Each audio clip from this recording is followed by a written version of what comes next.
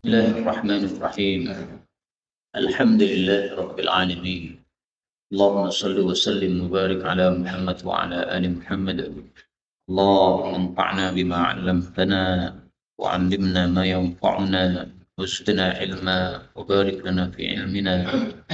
ارزقنا الإخلاص في القول والعمل كاملا وعلما نافعا لا ينسى وتوفيقا دائما وصحة ويقينا آمين يا رب العالمين. Alhamdulillah kaum muslimin rahimakumullah.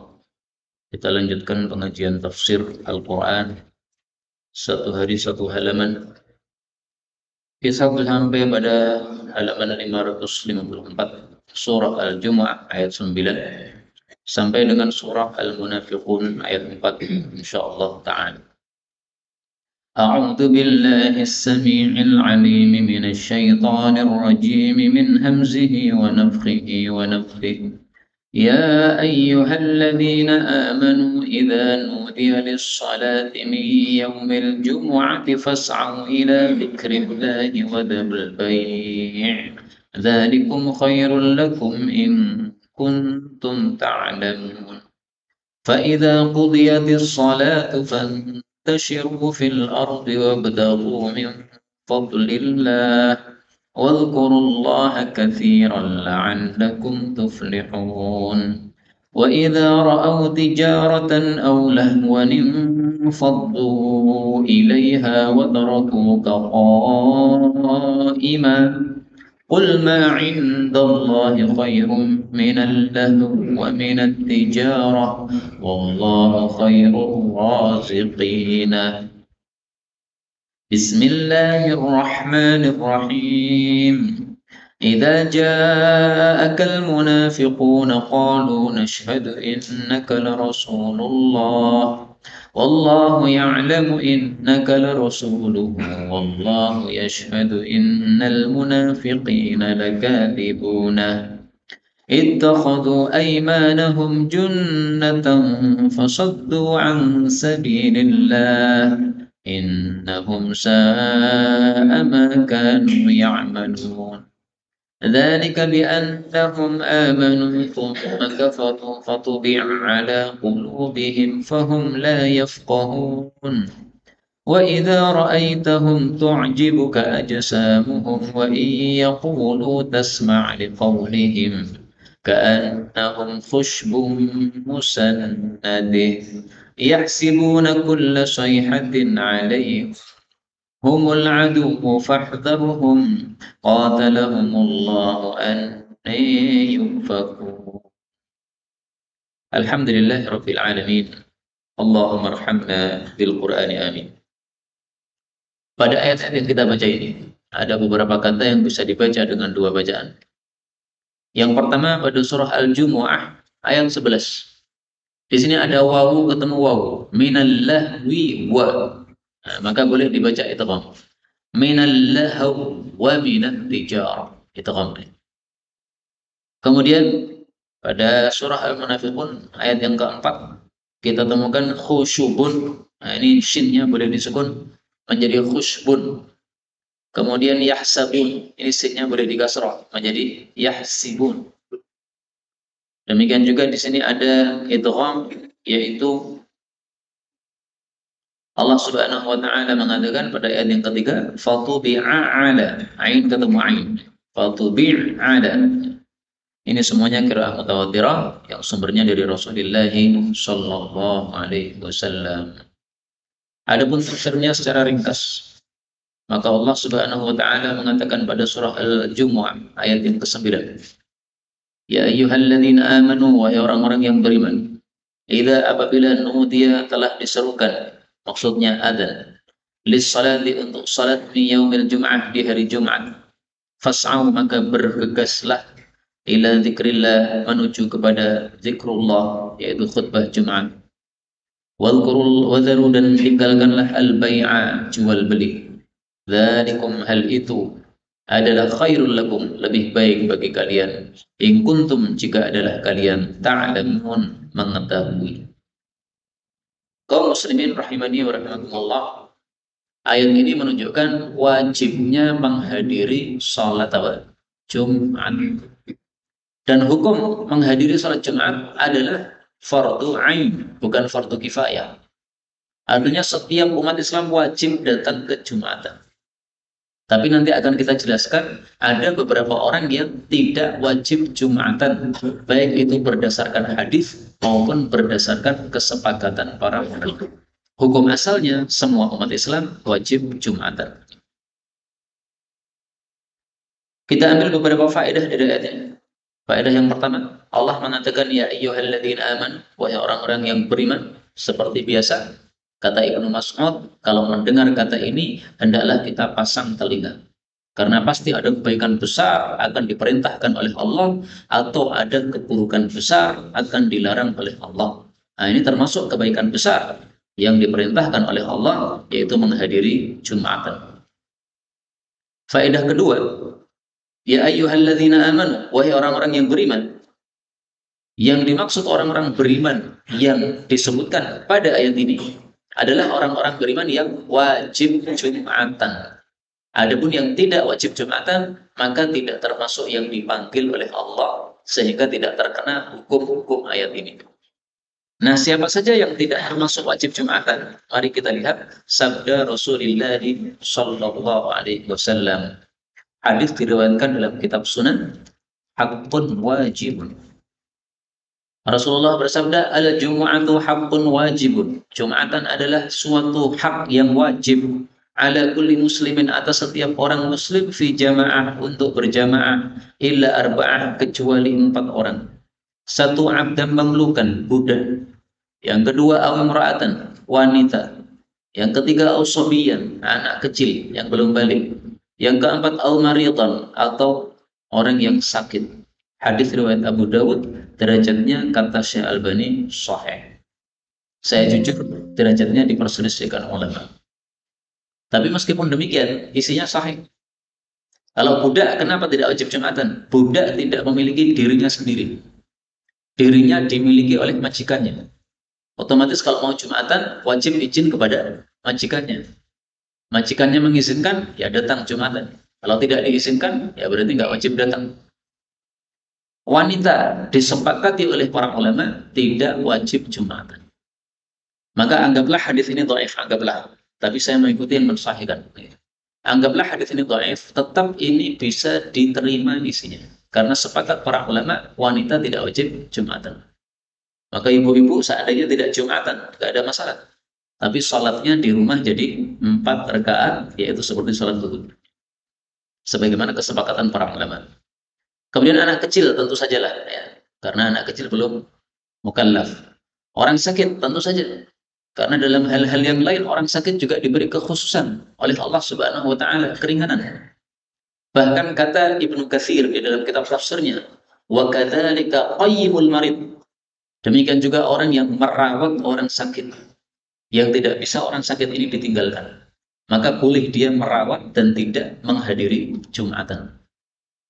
Maka seandainya ya di rumah sakit itu perawat yang perempuan tidak ada, adanya perawat laki-laki misalnya, maka tidak Jumatan, ya gak ada masalah.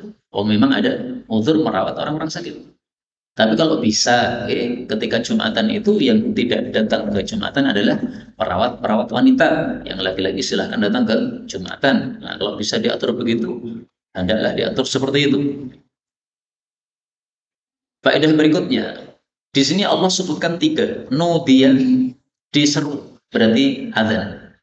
Fas'au, berjalanlah, berarti ada orang yang menuju ke masjid. Zikrillah, zikir kepada Allah, maksudnya di sini khutbah Jumat dan sholat Jumat. Berarti ada 3 ini. Ada muadzin, ada makmum yang datang, ada imam yang khutib. Maka berdasarkan ayat ini sebagian ulama mengambil kesimpulan boleh Jumatan dan sah dilakukan oleh 3 orang. Kalau mazhab Syafi'i minimalnya berapa? 40. Mazhab Maliki minimalnya 12. Mazhab Hanafi minimalnya 4. Jadi kalau Syafi'i 40, Hanafi 4. Nah, sebagian ulama mengambil dari ayat ini 3 sudah cukup.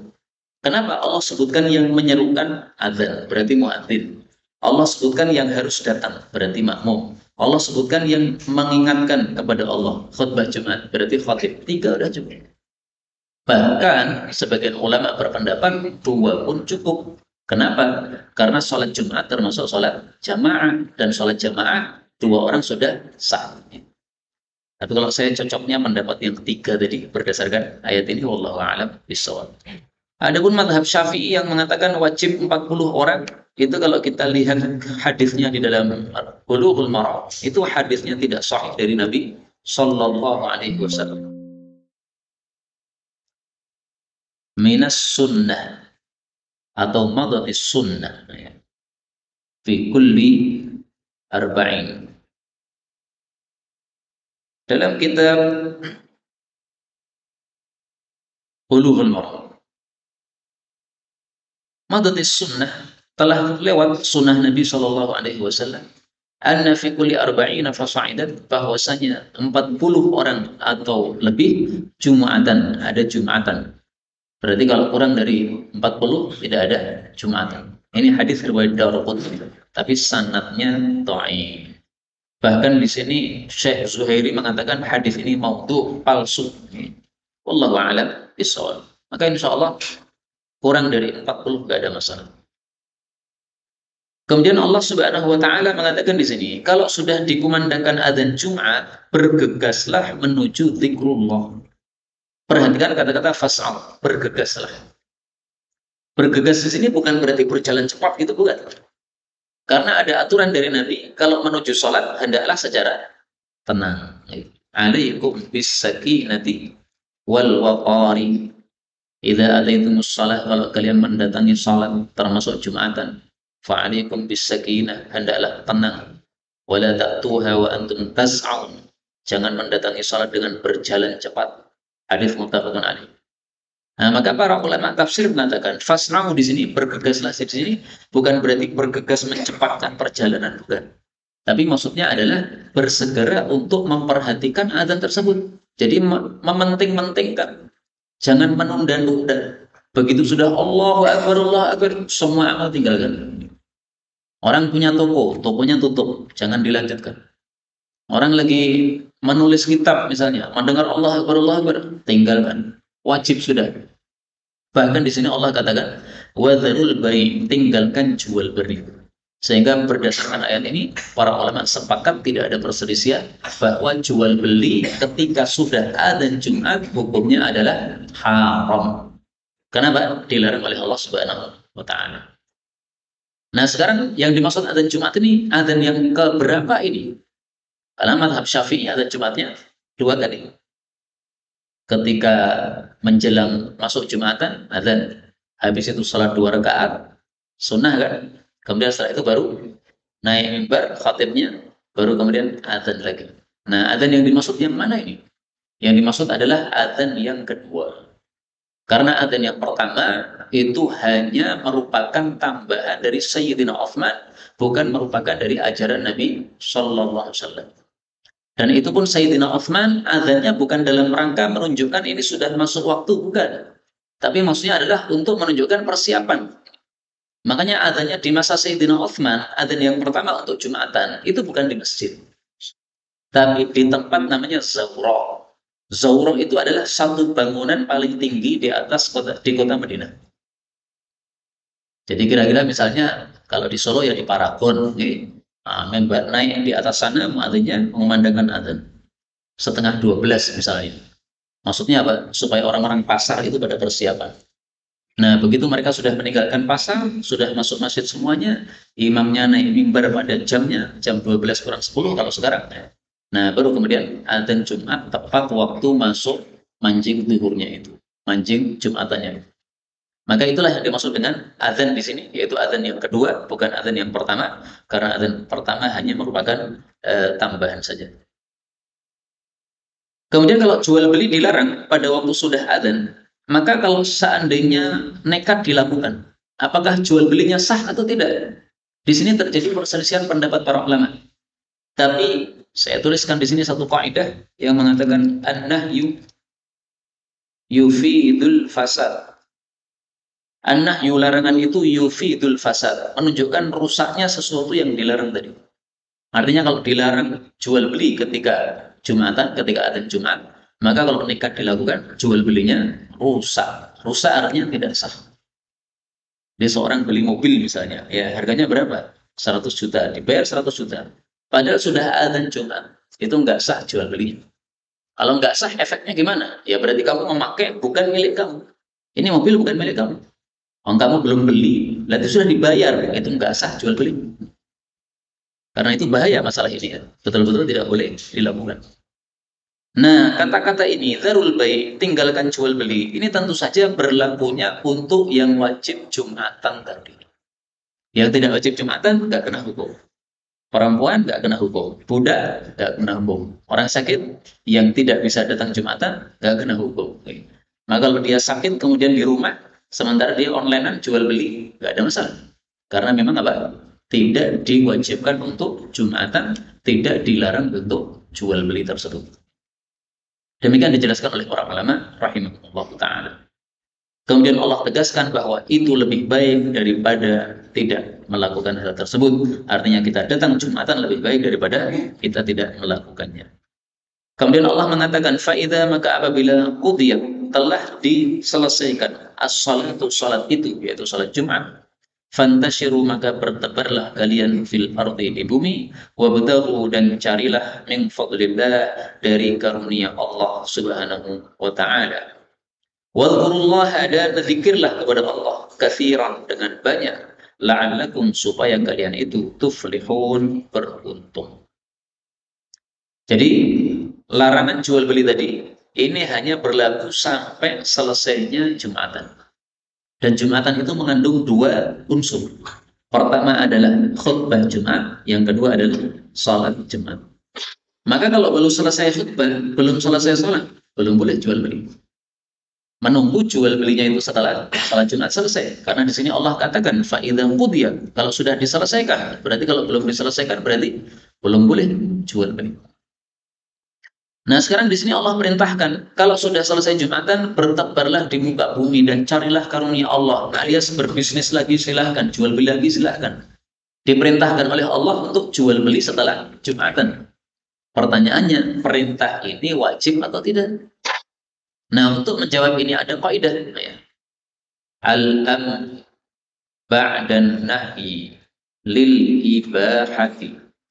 Kalau ada perintah setelah adanya larangan, itu lil ibahah, menunjukkan boleh saja, bukan berarti wajib untuk jual beli.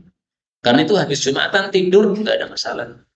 Tidak wajib untuk bertebaran ke muka bumi, tidak wajib untuk mencari karunia Allah Subhanahu wa taala. Buku juga nggak ada masalah. Sebenarnya kaidah tadi itu lebih bagusnya dikatakan perintah setelah adanya larangan. Itu hukumnya kembali kepada sebelum adanya larangan tadi. Jual beli hukum asalnya apa? Mubah, ya kan? Tidak wajib. Nah, ketika ada adzan Jumat, maka muncul larangan, jangan jual beli. Nah, ketika larangannya sudah selesai, hukumnya berarti apa? Kembali ke sebelumnya. Kalau sebelumnya itu adalah wajib, berarti kembali wajib. Sebelumnya adalah mubah, berarti kembali mubah. Nah, maka di sini tadi semestinya ya, bahwasanya kaidahnya mengatakan larangan setelah perintah setelah larangan itu hukumnya kembali ke hukum asalnya. Tidak harus mubah, tapi bisa juga kembali wajib. Tapi Bapak Ibu rahimani wa rahimakumullah, kalau seandainya kita mengamalkan ayat ini sesuai dengan dohirnya, Jumatan selesai, kemudian kita disuruh cari karunia, maka kita berbisnis setelah Jumat. Seandainya kita melakukan itu, nggak ada masalah. Ada contohnya, seorang ulama tabi'in namanya Arab bin Malik. Dia kalau sudah selesai Jumatan, maka dia ketika pulang itu berhenti di pintu masjid. Kemudian dia berdoa, ya Allah, saya sudah mengijabahi seruan itu untuk Jumatan. Saya sudah melakukan sholat fardu yang Engkau wajibkan. Dan saya sudah bubaran sebagaimana Engkau perintahkan. Maka rizkikanlah kepada saya dari karuniamu, Engkau adalah sebaik-baik pemberi rizki. Nah, sambil melanjutkan melakukan bisnisnya sambil berdoa sebagaimana doanya Arab bin Malik rahimahullah taala ini. Kemudian di sini Allah tegaskan, zikirlah kepada Allah dengan banyak. Maksudnya kata Ibnu Katsir, Meskipun kamu melakukan jual beli. Nah, dalam jual beli itu jangan sampai melupakan sesuatu yang bermanfaat untuk kita di akhirat. Jual beli kan manfaat untuk dunia ini. Nah, mencari manfaat dunia jangan melalaikan dari manfaat akhirat. Maka jangan sampai jual beli dengan cara yang haram, karena berarti melalaikan manfaat akhirat. Jangan sampai jual beli sambil menipu atau menjual sesuatu yang ada ayatnya tidak dijelaskan. Ini berarti melalaikan kebaikan di akhirat. Maka maksudnya di sini adalah jangan sampai kita lepas dari taat kepada Allah dalam jual beli tersebut, la'allakum tuflihun, supaya kita beruntung. Dan dari sini kita ambil pelajaran bahwa salah satu yang menyebabkan kita beruntung baik dunia maupun akhirat adalah memperbanyak zikir kepada Allah Subhanahu wa taala. Nabi Shallallahu alaihi wasallam bersabda, ini fadilah orang yang banyak zikir. Salasatun la yaruddullahu du'a'ahum. 3 orang tidak bakal ditolak doa mereka oleh Allah. Pertama, az-zakirullah katsiran, orang yang banyak zikir kepada Allah. Maka karena banyak zikir, ketika doa gak ditolak. Contoh Nabi Yunus, banyak zikir beliau. Nah, begitu masuk ke dalam perut ikan, maka segera dilepas oleh Allah. Tidak ditunda lama-lama. Jadi sebentar aja Nabi Yunus di perut ikan itu. Wal mazlum, dan orang yang dizalimi, wal imamul muqsid, dan pemimpin yang adil. Inilah 3 orang yang doanya tidak ditolak oleh Allah Subhanahu wa taala. Kemudian Allah mengatakan wa idza, dan apabila ra'au, mereka melihat tijaratan, perdagangan, aw lahwan, atau kesia-siaan, infaddu ilaiha, maka mereka buyar menuju kepadanya. Wa tarakuka, dan mereka meninggalkan kamu wahai Nabi qa'iman, berdiri, maksudnya berdiri khutbah Jumat. Kul, katakanlah, ma'indallah, apa yang ada di hadapan Allah, yaitu pahala sholat Jumat, khairun, itu lebih baik, minal lahwi, daripada kesia-siaan, wa minat tijarah, dan daripada jual beli. Wallah, dan Allah itu khairul raziqin, sebaik-baik pemberi rizki. Ini ayat saya kasih tanda merah, menunjukkan, saya kasih tanda biru, menunjukkan bahwa ayat ini ada sababul wurudnya, sababun nuzulnya. Kenapa ayat ini turun? Jadi kisahnya, seorang sahabat Nabi yang bernama Dihyah al-Kalbi, sebelum dia masuk Islam, dia waktu itu membawa perdagangan dari Syam menuju ke kota Madinah. Nah, pada waktu itu Nabi sedang khutbah Jumat. Begitu mendengar ada perdagangan datang, maka orang-orang yang Jumatan itu semuanya buyar menuju perdagangan tadi. Rasulullah ditinggalkan khutbah sendirian. Tapi masih ada tersisa 12 orang tidak lari. Dalam riwayat yang lain disebutkan 12 orang laki-laki plus 1 orang perempuan. Berarti 13 orang. Wallahu a'lam bishawab. Maka disitulah mazhab Maliki berpendapat tadi, Jumatan minimal berapa? 12 orang. Ya. Kalau kurang dari 12 nggak boleh. Karena waktu itu Nabi ditinggalkan oleh semua sahabat selain 12 orang tadi. Nah, maka turunlah ayat ini menegur umat Islam. Tapi jangan kita suruhkan kepada para sahabat, wah sahabat itu serang genah tenan. Jangan begitu. Coba dilihat apa sebabnya mereka meninggalkan Jumatan. Ternyata disebutkan oleh para ulama, ini kejadiannya di awal Islam, ketika Jumatan itu dimulai sholatnya dulu, baru kemudian khutbah. Sholatnya sudah selesai, tinggal khutbahnya. Nah, mereka menganggap hukum mendengar khutbah Jumat itu seperti mendengar khutbah Id. Sholat Id kita ikut. Setelah imam selesai sholat Id, boleh kita langsung pergi nggak dengarkan khutbah Id yang membolehkan Nabi SAW. Nah, mereka menganggap seperti itu. Akhirnya mereka buyar menuju perdagangan tadi. Nah, setelah kejadian itu baru diubah oleh Nabi. Sekarang sholat Jumat dimulai dengan khutbah dulu. Wajib didengarkan, tidak boleh meninggalkan. Baru setelah selesai khutbah, kemudian apa? Salat Jumat. Nah, kasusnya karena kejadian ini menurut sebagian para ulama rahimahumullah ta'ala. Di sini disebutkan tijarah, perdagangan. Itu maksudnya berarti perdagangan yang dibawa oleh tadi Dihyah al-Kalbi, sahabat Nabi, tapi waktu itu dia belum masuk Islam. Yang dimaksud lahwan, kesia-siaan, ini karena zaman dulu kalau membawa perdagangan, itu sambil memukul drum band begitu. Jadi orang-orang supaya tahu. Nah, maka ditiru orang-orang zaman sekarang. Orang jualan bakso, ojek pakai apa itu? Suara-suara. Nah, itu meniru begini. Nah, mereka pakai drum band waktu itu. Sehingga semua orang Madinah tahu, wah ini ada drum bandan, ini berarti ada perdagangan datang ini. Maka semuanya pergi meninggalkan Rasulullah sallallahu alaihi wasallam.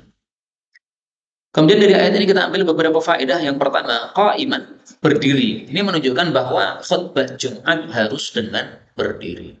Para ulama katakan tidak boleh khutbah Jumat dengan duduk kecuali ada uzur. Nggak ada uzur nggak boleh. Pertama kali dalam sejarah yang melakukan khutbah Jumat dengan duduk adalah Sayyidina Muawiyah. Karena beliau badannya gemuk sehingga tidak kuat menahan tubuhnya, maka dia minta izin kepada para sahabat, saya tak khutbah dengan duduk saja. Maka khutbah pertama dia berdiri, setelah itu duduk, kemudian lanjutkan khutbah kedua dengan duduk, lanjut duduk. Diizinkan oleh para sahabat, karena memang badannya yang berat. Nah, sehingga boleh kalau ada udzur, tapi tidak boleh kalau tidak ada udzur. Kemudian di sini Allah tegaskan bahwa pahala sholat Jumat, apa yang di hadapan Allah, lebih baik daripada kesia-siaan dan daripada jual beli tersebut. Maka maksudnya ditegur, kenapa kalian yang lebih baik, kalian tinggalkan yang lebih baik, sementara yang buruk malah kalian datangi. Allah sebaik-baik memberi rezeki. Ini mengandung dua makna. Makna pertama, yang paling bagus dalam memberi adalah Allah. Karena Allah kalau memberi itu tanpa hitungan. Coba kita lihat nikmat Allah kepada kita dari kepala sampai kaki, bisa dihitung kan? Nggak bisa dihitung. Nikmat Allah sangat banyak. Kemudian makna yang kedua, Allah sebaik-baik memberi rezeki, maksudnya rezeki yang paling bagus adalah rezeki yang datang dari Allah Subhanahu wa Ta'ala, yaitu secara halal. Inilah tafsir surah Jumat secara ringkas. Kita lanjutkan sekarang tafsir surah Al-Munafiqun. Allah mengatakan idza ja'aka, apabila datang kepada engkau wahai Nabi, al-munafiquna, orang-orang munafik, qalu, mereka mengatakan, nashhadu, kami bersaksi, innaka, sesungguhnya engkau la Rasulullah, sungguh utusan Allah. Wallahu ya'lam, sungguh Allah itu mengetahui, innaka, bahwasanya engkau la Rasuluhu, sungguh utusannya. Wallahu yashhadu, dan Allah itu bersaksi, innal munafiqina, sesungguhnya orang-orang munafik, lakadzibun, sungguh orang-orang yang dusta. Ayat ini menunjukkan bahwa orang-orang munafik itu sebenarnya tidak meyakini dalam hati bahwa Nabi Muhammad adalah Nabi yang diutus oleh Allah. Maka ringkasnya ayat ini secara tidak langsung mengatakan munafik itu orang yang kafir hakikatnya. Tapi secara zahir hakikat seperti orang muslim. Karena itu Nabi SAW tidak membolehkan membunuh orang-orang munafik. Apa kata Nabi? Beliau mengatakan, la yatahaddatsun nas, jangan sampai orang-orang mengatakan anna Muhammadan yaqtulu ashabah, bahwasanya Nabi Muhammad itu membunuh sahabat-sahabatnya. Hadis riwayat Bukhari. Jadi artinya gini, kalau orang-orang munafik itu yang Nabi tahu ini munafik, ini munafik, ini munafik berdasarkan wahyu dari Allah. Kalau dibunuhi, maka orang-orang yang belum masuk Islam itu akan mengira ini Nabi Muhammad bunuh temannya sendiri. Sehingga menyebabkan mereka tidak mau masuk Islam. Kenapa? Khawatir nanti masuk Islam dibunuh oleh Nabi Muhammad SAW. Nah, maka untuk menjaga maslahat seperti ini, Nabi melarang munafik jangan dibunuh. Udah, biarkan. Tapi hati-hati. Rasulullah diomongi oleh orang-orang munafik, nashhadu innaka la Rasulullah. Sesungguhnya kami bersaksi kamu utusan Allah. Allah jawab, wallahu yashhadu innal munafiqina lakadzibun. Orang-orang munafik dusta. Maksudnya dusta dalam ucapan tadi. Artinya apa yang ada dalam hati tidak seperti yang ada dalam mulut. Mulutnya mengatakan kami bersaksi kamu nabi, tapi hatinya mengatakan ragu-ragu saya, kamu itu nabi atau bukan. Makanya munafik yang dimaksud dalam ayat-ayat Quran itu adalah orang-orang yang menampakkan Islam, tapi hatinya tidak meyakini Islam. Itu namanya munafik. Karena itu kita bisa menilai diri kita masing-masing. Kita termasuk munafik-munafik yang dimaksudkan Allah oleh Allah atau tidak. Kalau hati kita meyakini betul Allah itu esa, betul ada surga, ada neraka, betul ada kebangkitan setelah kematian, betul Muhammad itu Rasulullah, berarti kita bukan munafik yang dimaksud dalam ayat-ayat ini. Maka istilah munafik itu memang ada dua macam. Ada munafik yang dimaksud dalam Quran, yaitu orang-orang yang nanti akan kekal di neraka karena mereka hakikatnya adalah orang-orang kafir. Ada lagi munafik yang hanya munafik dari sisi amalnya saja. Amalnya munafik, tapi orangnya apa? Orang muslim. Apa yang dimaksud itu? Yang dimaksud adalah yang disebutkan oleh Nabi dalam hadis yang sahih. Munafiqan khalisan. Arba'un man kunna fihi, ada 4 amal. Apabila 4 ini ada pada seseorang, kana munafiqan khalisan. Ini munafik tulen orang ini. Wa man kanat fihi khasratun minhunna, kalau ada salah satunya saja, kanat fihi khasratun minan nifaq, berarti dalam dirinya ada sifat kemunafikan. Hatta yada'aha, sampai dia tinggalkan. Pertama, idza tumina khana, apabila diamanai malah khianat. Dititipin duit rakyat tapi malah diambil. Nah, ini berarti khianat. Nah, ini berarti apa? Munafik. Tapi di sini bukan munafik hakikat, bukan. Ini hanya munafik amal saja. Maka harus kita bedakan. Yang disebut dalam Quran itu, munafik-munafik dalam Quran itu semuanya maksudnya munafik yang hakiki. Yang mereka dalam hatinya kalau dibuka itu nggak ada iman kepada Allah, nggak ada.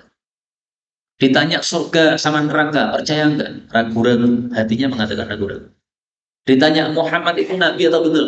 Hatinya mengatakan ragu-ragu saya. Nah, jadi umat manusia dibagi 3. Ada yang musyrik, yakin Allah dan Rasul. Ada yang kafir, tidak percaya Allah dan Rasul. Ada yang munafik yang apa? Ragu-ragu. Tapi dia menampakkan seolah-olah sebagai muslim. Berpakaian pakaian baju koko dan sebagainya. Sholat dia ikut-ikutan sholat supaya kelihatan sebagai muslim. Tapi hatinya sebenarnya tidak meyakini. Maka yang tahu itu munafik atau tidak siapa? Ya Allah sama dirinya sendiri. Karena kan dalam hati. Sehingga kalau dia tidak menampakkan isi hatinya, ya orang-orang nggak tahu. Kita tahunya dia seorang muslim, ya, sholat sama kita. Ramadan ya sahur buka sama kita juga. Bahkan haji mungkin ikut rombongan kita juga. Nah, maka orang-orang seperti itu adalah munafik hakiki yang dimaksud oleh Allah Subhanahu wa taala kalau dalam hatinya tidak ada keyakinan terhadap Islam. Baik, kembali ke hadis tadi ya. Wa idza haddatsa kadzaba, kalau dia bicara dusta. Wa idza ahada ghadara, kalau mengadakan perjanjian dia menyelisih. Wa idza khasama fajara, kalau dia bertengkar dia melampaui batas. Hadis muttafaqun alaih. Nah, ini yang dimaksud adalah munafik amal seperti ini maksudnya tidak pantas sifat-sifat ini kecuali untuk orang-orang yang munafik. Adapun orang muslim jangan sampai memiliki sifat-sifat yang 4 ini. Kemudian Allah mengatakan, ittakhadhu, mereka menjadikan aimanahum, sumpah-sumpah mereka, junnatan, sebagai perisai. Fasaddu, lalu mereka itu menghalangi an sabilillah, dari jalan Allah, yaitu dari Islam. Innahum, sesungguhnya mereka jeleklah makanu ya'malun, apa yang mereka amalkan. Nah, ini sifatnya orang munafik dibuka oleh Allah Subhanahu wa taala. Mereka mengatakan, demi Allah kami muslim, demi Allah kami beriman. Itu tujuannya apa? Junnah, untuk menjadi perisai saja. Maksudnya supaya tidak diketahui kekafirannya sehingga tidak dibunuh oleh umat Islam. Jadi memperisai diri supaya tidak dibunuh, ya, supaya dianggap sebagai seorang muslim. Karena memang dalam Islam ini kita disuruh menghukumi orang sesuai zahirnya. Zahirnya dia menampakkan Islam, ya kita hukumi Islam. Jangan dibunuh, nggak boleh dibunuh. Hartanya nggak boleh diambil. Meskipun hatinya sebenarnya tidak Islam, tapi kita menghukumi secara zahirnya. Fasaddu an sabilillah, mereka menghalangi orang dari jalan Allah, maksudnya dari masuk Islam. Kenapa? Karena orang-orang yang tidak tahu hakikat mereka terkecoh terhadap mereka, sehingga kadang-kadang mengikuti ucapan mereka. Sebagian orang munafik ini, mereka ketika keluar menemui orang-orang non-Islam, mereka mengatakan, kalian jangan masuk Islam. Saya itu sudah masuk Islam terlanjur. Ternyata Islam itu agama bobrok. Muhammad mengajari kebobrokan. Kalian nggak usah masuk Islam. Nah, maka orang-orang yang belum masuk Islam tercegah dari masuk Islam gara-gara apa? Percaya dengan ucapan tersebut. Mereka nggak ngerti bahwa umat Islam ini dibagi 2. Ada yang Muslim hakiki, ada yang munafik. Nah, sehingga dengan tingkahnya si munafik ini, karena dia nggak ngerti siapa dia, akhirnya dianggap seorang Muslim betul, menyebabkan mereka jadi tidak mau masuk Islam. Maka Allah tegaskan, sungguh mereka adalah sangat buruk apa yang mereka amalkan ini. Ini celaan keras dari Allah terhadap orang-orang munafik. Kemudian kalau ditanyakan, kenapa orang-orang munafik itu memiliki sifat kemunafikan? Apa sebabnya? Allah katakan, zalika, hal itu, yaitu kemunafikan itu, bi'annahum, dengan sebab mereka itu amanu, telah beriman, thumma kafaru, kemudian kafir lagi. fatubi'a maka disegel ala qulubihim atas hati-hati mereka, fahum la yafqahun maka mereka tidak paham. Jadi awalnya mereka sudah iman tapi kafir. Maksudnya apa? Maksudnya mereka sudah mengucapkan syahadatain, asyhadu an la ilaha illallah, asyhadu anna muhammadar rasulullah. Orang kafir kalau mengucapkan syahadatain ini sudah masuk pintu Islam, sudah jadi iman ya. Tapi begitu hatinya ragu-ragu, benar enggak sih Muhammad ini nabi? Nah, ini berarti kafir lagi. Maka seandainya mereka tidak mengikuti nafsu yang meragukan Muhammad SAW, mereka masih menjadi muslim. Seandainya begitu. Tapi sayangnya setelah syahadatain malah kemudian ragu-ragu sendiri terhadap yang diucapkan. Benar enggak ada surga? Benar enggak ada neraka? Enggak percaya mereka. Nah, maka itulah yang menyebabkan mereka menjadi orang-orang yang munafik. Akhirnya hatinya disegel oleh Allah Subhanahu wa Ta'ala. Kaum muslimin rahimani wa rahimakumullah. Ayat ini mengingatkan kita tentang hadis Nabi Shallallahu Alaihi Wasallam tentang orang yang meninggalkan Jumatan, ternyata juga akan disegel oleh Allah hati mereka. Rasul Shallallahu Alaihi Wasallam bersabda, "Man tarakal Jum'ah, siapa yang meninggalkan Jumatan, thalatha marratin sampai 3 kali, mutawaliyatin berturut-turut, min ghairi darurah tanpa udzur, taba Allahu ala qalbi, maka Allah akan segel hatinya." Hadis riwayat Ibnu Majah, derajatnya sahih. Nah, maka orang-orang yang ngakunya Islam, KTP-nya Islam, tapi tidak Jumatan. Dia datangnya hanya ketika Idul Fitri, Idul Adha. Orang seperti ini hatinya udah disegel oleh Allah. Sehingga hidayah mau masuk itu susah. Saya teringat satu cerita. Seseorang yang nggak mau sholat. Tapi dia KTP-nya Islam. Kalau ditanya, ayo mbah sholat mbah. Kenapa nggak sholat? Nah, dia biasanya jawab, insya Allah nanti saya datang. Tapi hanya ngomong aja, nggak pernah apa? Berangkat sholat. Diberi nasihat apapun itu nggak masuk. Tapi qadarullah, Allah tetapkan dia menjadi orang yang baik. Akhirnya suatu saat ada orang tua yang seusia dia. Begitu mendengar azan, tangannya mbah ini ditarik. Ayo mbah, sulah mati, ngomong rokok. Ayo sholat, orang males-males. Nah karena ditarik tangannya dia nggak bisa nolak. Akhirnya datang ke tempat wudhu, habis itu sholat. Subhanallah. Dari kejadian itu sampai matinya sudah nggak pernah meninggalkan sholat lagi. Jadi harus dipaksa orang kayak gini. Seandainya tidak dipaksa, hidayah nggak akan masuk ke dalam hati. Kenapa? Toba Allah. Allah sudah segel hatinya, susah masuk. Dinasihati apapun mental. Tapi begitu dipaksa, diseret, maka malah mau dia. Nah, maka kadang-kadang orang harus dipaksa untuk kebaikan itu. Karena itu tidak usah mengkritisi para ulama yang kadang-kadang keras di dalam mendidik anak-anaknya, keras di dalam mendidik budak-budaknya. Yaitu karena memang melihat itu kondisi yang harus dilakukan. Ikrimah misalnya, ulama tafsir yang terkenal. Kalau panjenengan tahu sejarahnya Ikrimah, itu kakinya sampai diikat oleh Ibnu Abbas, nggak boleh main kemana-mana. Kenapa? Ibnu Abbas tahu ini orangnya pinter banget ini. Tapi kalau dibiarkan pergi, pasti dia akan main-main ke sana kemari. Nah, oleh Ibnu Abbas diikat talinya, nggak boleh pergi kemana-mana, di rumah saja. Sehingga diajari ilmu oleh Ibnu Abbas. Akhirnya karena dia menyerap ilmu yang disampaikan Ibnu Abbas, jadi ulama besar. Nama Ikrimah semua tahu dalam kitab tafsir, dia ahli tafsir yang besar dia. Nah, sikap keras seperti ini karena melihat memang maslahatnya seperti itu, nggak ada masalah. Baik, kita kembali ke sini. Kemudian Allah Subhanahu wa Ta'ala mengatakan, wa idza ra'aitahum, dan apabila engkau melihat mereka orang-orang munafik, tu'jibuka, menakjubkan padamu, ajsamuhum, tubuh-tubuh mereka. Wa iyaqulu, dan apabila mereka berkata-kata, tasma' liqaulihim, engkau mendengarkan terhadap ucapan mereka. Ka'annahum, seolah-olah mereka itu khushbun, kayu-kayu musannadah yang disandarkan. Yahsibuna, mereka itu mengira kulla sayhatin, setiap teriakan, alaihim, mengenai atas mereka. Humul adu, mereka lah musuh. Fadharhum, maka waspadailah mereka. Qatalahumullah, semoga Allah laknati mereka. Anna yufakun, bagaimana mereka itu dipalingkan, yaitu dipalingkan dari kebenaran menuju kepada kesesatan. Maksud ayat ini adalah orang-orang munafik ini, banyak di antara mereka yang bodinya itu menarik, wajahnya ganteng, kalau perempuan gini wajahnya cantik. Kemudian kalau ngomong itu fasih sekali, ngomongnya pinter, lincah ngomong. Tapi hati mereka sebenarnya rapuh, hatinya lemah. Maka dikatakan oleh Allah ka'annahum khusyubun musannadah, seolah-olah kayu yang disandarkan. Kalau ada kayu kok cuma disandarkan, ini menunjukkan kayu yang lemah. Kayu yang kuat nggak disandarkan. Kayu yang kuat malah dijadikan sebagai apa? Sandaran. Tapi kalau cuma disandarkan, ini berarti sudah rapuh, sudah lemah. Maka Ibnu Katsir katakan orang munafik itu hatinya lemah. Dan itu terbukti. Perang Uhud, mereka sudah berangkat perang. Di tengah jalan mundur lagi. Ini menunjukkan kelemahan hati. Nah, orang-orang beriman, jumlah sedikit melihat musuh jumlah banyak, mereka masih kuat hatinya. Yakin kalau Allah akan memberikan pertolongan sehingga maju dalam medan perang.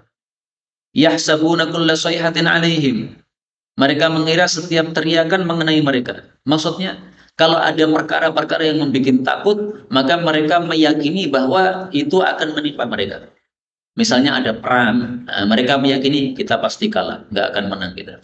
Ketika ada situasi yang genting yang menyebabkan umat Islam ketakutan, mereka kira wah sudah kita pasti mati semua ini. Ini menunjukkan bahwa mereka selain lemah hatinya juga sangat penakut hati mereka. Ini disebutkan oleh Allah Subhanahu wa taala dalam ayat yang lain.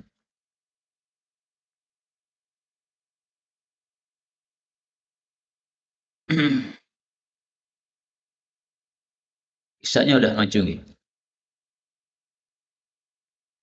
Pada surah Al-Ahzab ayat 19, Allah katakan, "Fa'idza ja'al khauf", kalau datang perkara yang menakutkan, ra'aitahum yanzuruna ilaik, maka engkau melihat orang-orang munafik itu melihat kepada engkau, taduru a'yunuhum, mata mereka muter-muter, alias ketakutan. Contohnya misalnya perintah perang, nah, mereka langsung ketakutan sekali.